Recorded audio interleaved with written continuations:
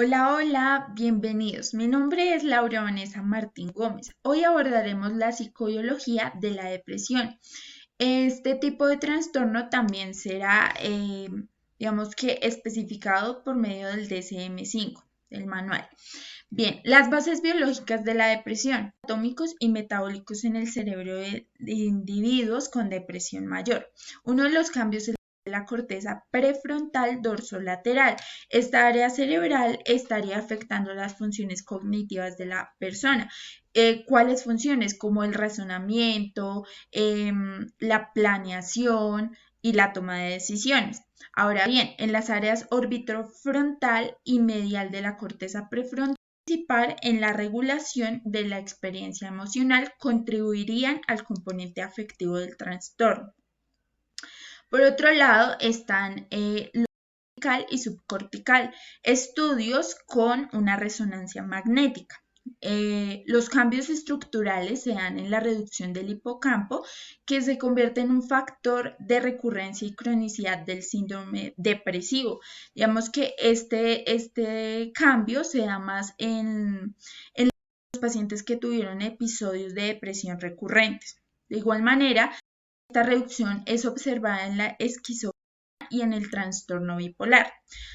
Otro cambio es la reducción de la materia presente en la corteza cingulada anterior, en la zona ventral al genu del cuerpo calloso, corteza subgenual. La materia gris también revela menor frontal orbital. Bien, continuemos con los cambios funcionales en la depresión mayor. Tomografía de emisión positrones. Esta tomografía revela menor actividad metabólica en la corteza cerebral y en la conducta depresiva. Pues bien, es probable que esta hiperactividad contribuya a la conducta depresiva. Cuando un individuo provoca un sentimiento de tristeza, aumenta la actividad de CG25. Esta es la estimulación eléctrica. Ahora bien, los fármacos de esta estimulación eléctrica y de otras áreas del corteza prefrontal. Del mismo modo, la estimulación eléctrica de CG25 revierte a la sintomatología depresiva. De igual manera, la amígdala antecede a la recaída de la sintomatología depresiva.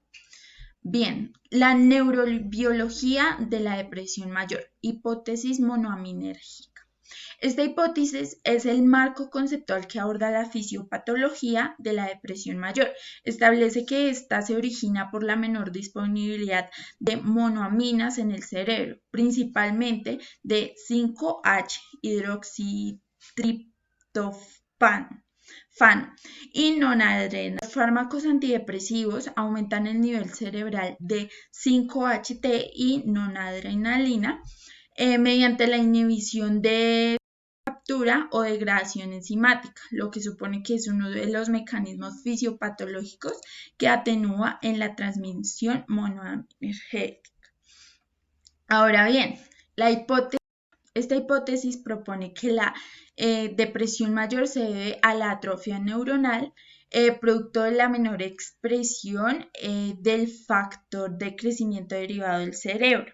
Esta hipótesis propone que el estrés crónico disregula al eje HPA hipotalámico hipofisario adrenal, proporcionando la exposición sostenida al tejido nervioso y con ello a la inhibición de la expresión del BDNF. Bien, continuemos. Los criterios diagnósticos del trastorno de depresión mayor según el DSM-5. Bueno, aquí vamos a ver pues como la sintomatología a modo de resumen. 5 o más de los síntomas siguientes han estado presentes en el mismo periodo de 2 semanas y representan un cambio en el funcionamiento previo, al menos uno de los síntomas en el estado de ánimo deprimido o 2, la pérdida de interés o de placer.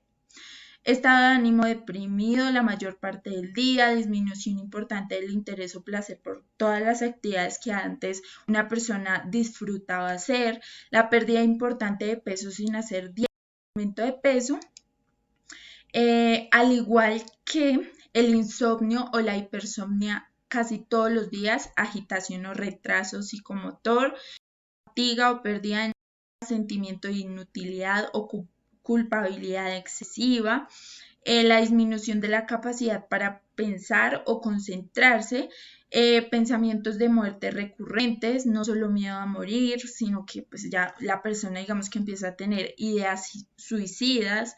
El criterio B es que los síntomas causan malestar clínicamente significativo, deterioro social, laboral, es decir, estas áreas estarían, digamos que, implicadas. Continuamos con el criterio C. El episodio no se puede atribuir a los efectos fisiológicos de una sustancia o de otra afectación médica. Y D. El episodio de depresión mayor no se explica mejor por un trastorno esquizoafectivos, esquizofrenia o un trastorno esquizofreniforme o trastorno delirante u otro trastorno especificado o no especificado del espectro de la esquizofrenia y otros trastornos psicóticos. Y nunca ha habido un episodio maníaco o hipomaníaco. Ahora bien, a modo de conclusión, análisis de las bases biológicas del comportamiento.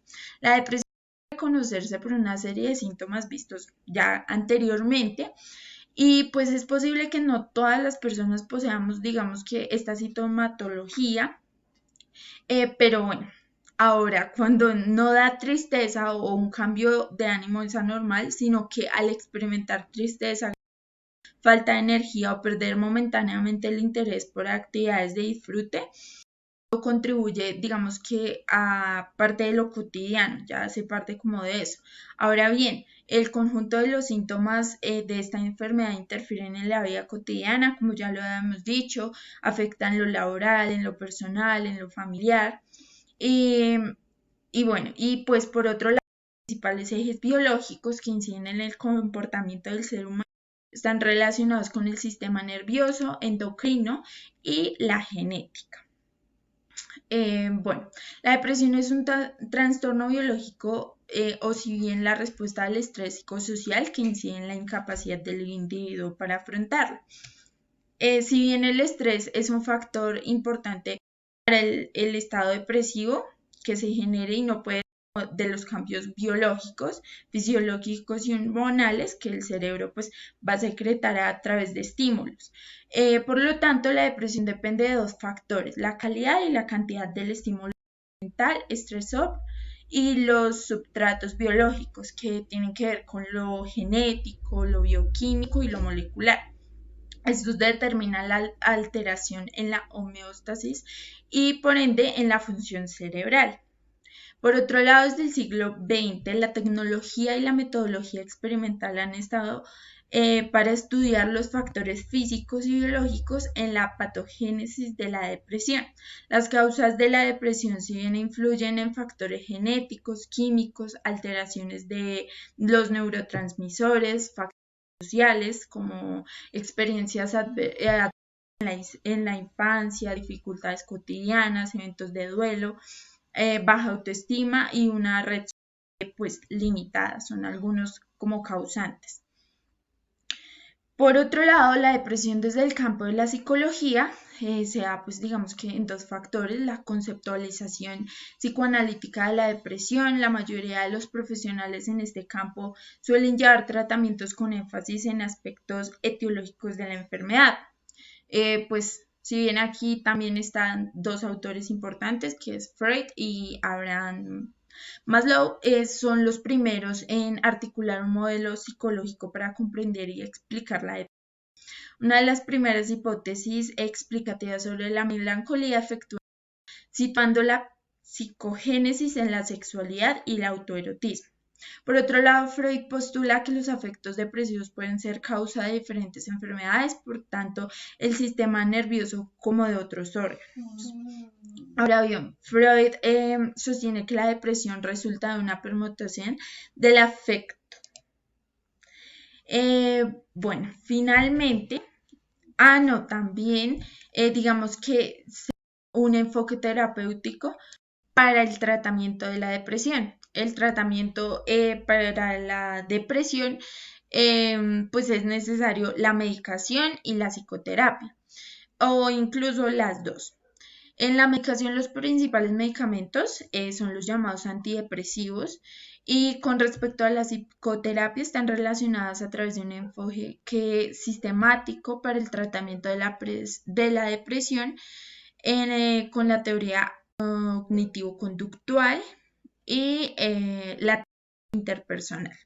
Los tratamientos psicoterapéuticos con apoyo empírico, que están en el enfoque cognitivo-conductual, la terapia cognitiva de Beck, enfoques psicodinámicos con apoyo empírico y la terapia integral.